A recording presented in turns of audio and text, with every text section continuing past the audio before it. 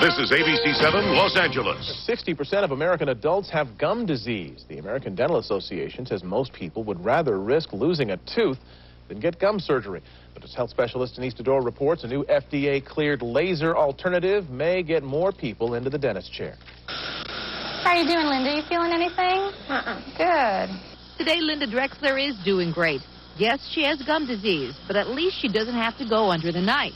She's taking advantage of a newly approved laser, which means no cutting, no stitches, and hardly any downtime. So the patient is back to their daily routine, back to work right away. They can come in on their lunch hour and resume their daily activities. Gum disease is when the gum and bone erode and teeth become loose in their sockets. I was losing bone, and I did not know that either because of, this gum disease. Lynette Little is one of 100 million Americans who has gum disease. Symptoms include bad breath, red or swollen gums, bleeding when flossing or brushing, and a change in the way your teeth fit together. Left untreated, the bacteria in the mouth can travel through the bloodstream and cause heart attack and stroke. It's even linked to premature deliveries. Each year, 30,000 of us undergo painful gum amputations to treat it. But now many dentists are offering laser periodontal therapy. This procedure does for dentistry what LASIK has done for people with eye problems. Periolase selectively destroys diseased tissue and heals as it treats. Dentists say it also helps promote bone growth. The best part for patients is the ease and convenience. And the new way, you can walk out the door, and it's like you just came to the dentist's office for a checkup. I mean, it was just such a breeze. And with this new laser treatment, it's less likely that a reinfection will occur. In Sherman Oaks, Denise Dodor, ABC 7 Eyewitness News. With the vast majority of the population having some form of gum disease, it's not surprising that dentists commonly recommend periodontal treatment to their patients. Deep pockets, especially with bone loss, requires immediate attention. Common recommendations by dentists include deep cleaning, scaling and root planing, and gum surgery. Statistics by multiple dental resources report that only about 4% of patients needing gum surgery actually follow through with treatment, usually because of fear. People are concerned about, if not downright scared, of conventional treatment options, and they're looking for an alternative.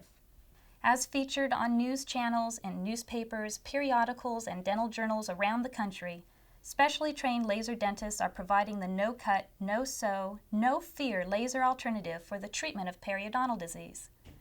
Using the Millennium Dental Technologies Periolase MVP7 dental laser, they successfully and comfortably treat patients with periodontitis so they are able to quickly return to their daily routine. So many people need help, and they're looking for a better way, especially because it's not just about your teeth anymore. People with periodontitis are at increased risk for heart disease, stroke, complications with diabetes, and spontaneous preterm births, to name a few.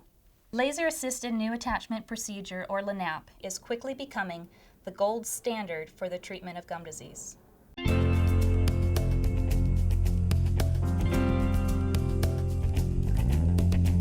Hi, I'm Dr. Dawn Bloor, and I'm here to do your periodontal consultation. That's great.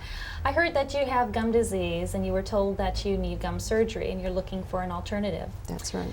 I know you've probably been told about what gum disease is, but if you don't mind, I'd like to review that with you so I can talk about your periodontal treatment options and especially why people are choosing laser periodontal therapy as their periodontal treatment of choice. Okay. Let's take a look at this picture chart. This is a picture of what a healthy tooth looks like. This is what you see when you look in your mouth. That's the tooth. This is the root. This is the bone, and the gum lays over the bone and attaches to the tooth just above the bone level. Between the gum and the tooth is a pocket or a space. We measure that using a ruler. We call it a probe, which is in 3 millimeter increments. We measure between where the gum attaches to the tooth and the top of the gum. In a healthy situation, those pockets are very shallow. Really, we'd like to see them at 3 millimeters or less. In this picture, we have a healthy 2 millimeter pocket. What happens is the bacteria that's naturally in our mouth sticks to the teeth and lives off of the food that we eat, producing this white filmy stuff. That's called plaque. Plaque is soft, we can brush it and floss it away, but we're only human and we're going to miss some of it. The stuff that we miss is usually down below the gum line and in hard to reach areas. What happens is the bacteria that live inside of the plaque irritate the gums, and the gums get a little bit puffy or inflamed. And what we have is some surface inflammation. This is called gingivitis. Most people have some inflammation or gingivitis going on somewhere, if not everywhere, in their mouth by the time 6 months rolls around since their last cleaning. That's why we recommend that people with gingivitis get their teeth cleaned twice a year. What happens if plaque sits there for long enough, eventually it turns hard into barnacles of calculus or tartar, same thing. Now the bacteria that live inside those barnacles will eventually destroy the attachment between the gum and the tooth, opening up a deeper than normal space or pocket. In this picture we see a 5mm pocket, allowing the bacteria to then start attacking the bone too. When we have attachment loss and bone loss, this is called periodontitis. This is no longer a surface problem, it's a problem going on down below the gum line, deep below the surface. And so a regular surface cleaning really doesn't do the trick. It's just the tip of the iceberg. Now the problem with deep pockets is they're harder to keep clean than the shallow pockets are. In this picture we have a 6mm pocket and more bone loss. Now the issue here is if we have a 6mm pocket and the gum started up here, and we have 2 millimeters of damage at the surface, we really have about 8 millimeters of attachment loss. The reason why the gums recede is that this very inflamed tissue is easily damaged when you chew and brush your teeth. In this picture, we have an 8mm pocket, a lot of bone loss, and a whole lot of recession here. Recession is very common for patients who have gum disease, but it doesn't always occur. The big concern with periodontitis is as the pocket gets deeper and you lose more bone around the tooth can actually become loose and you can lose a tooth or teeth as a result of the disease. Let's take a look at this picture while we're talking about some of your treatment options for periodontal disease. Basically, we have 3. Conventional periodontal treatment includes scaling and root planing, otherwise known as deep cleaning, osteosurgery, otherwise known as gum surgery, and laser periodontal therapy, otherwise known as LANAP, or laser-assisted new attachment procedure, the first and only university-researched and FDA-approved laser periodontal treatment, requiring a specific laser and patented protocol to achieve it. Okay. Let's start with scaling and root planing. Basically, with scaling and root planing, it is a deep, aggressive cleaning. You're numb during the procedure so that we can get down to the bottom of the pocket and do a real thorough job cleaning the tooth. Now, the problem is that we have very limited access to get down to the bottom of the pocket, and we can't see down there, so we're basically working by braille. So we're likely going to miss some of the calculus, especially in the deeper pockets. Even in conjunction with the use of medication, we don't expect to see a strong fibrous reconnection or any bone improvement. If after scaling and root planing a deep pocket persists, the next conventional treatment option is to do gum surgery. Basically, if we still have a 6mm pocket and we cut the gum here and take this piece away, we've left about a 2mm pocket behind. The goal of gum surgery is to create shallow pockets with the hope that we can slow the progression of the disease process. Basically, it's the intentional reduction of the height of the gum, which doesn't look pretty and leaves the root sensitive to temperature and more prone to getting cavities. The problem with periodontitis is that most people don't find the treatment options appealing. And unfortunately, there is no cure. Even the laser isn't a magic wand.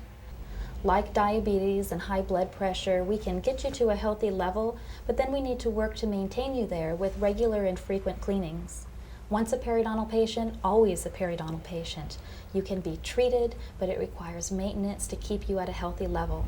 And if you've had gum surgery and we've already cut the gums, if after some time a pocket comes back, well, we can't keep cutting you. Eventually we run out of something to work with. Now, the difference between gum surgery and laser periodontal therapy is basically the difference between treatment by amputation versus treatment by regeneration. With laser periodontal therapy, there is no intentional reduction of the height of the gum. Now, we use the laser initially between the gum and the tooth to kill bacteria inside of the pocket, which, remember, is the source of the problem. It also affects the calculus, so it's easier to remove. And we're removing this diseased lining on the inside of the pocket. without damaging the healthy fibers that live underneath. The laser can see the difference between healthy tissue and diseased tissue, and it can see where the bacteria is and specifically kills those as well. Now we have better access to get into the pocket and do a better job removing the calculus from the surface of the tooth. We use ultrasonic instruments that vibrate the calculus off the surface of the tooth and flush it out with antibacterial irrigation.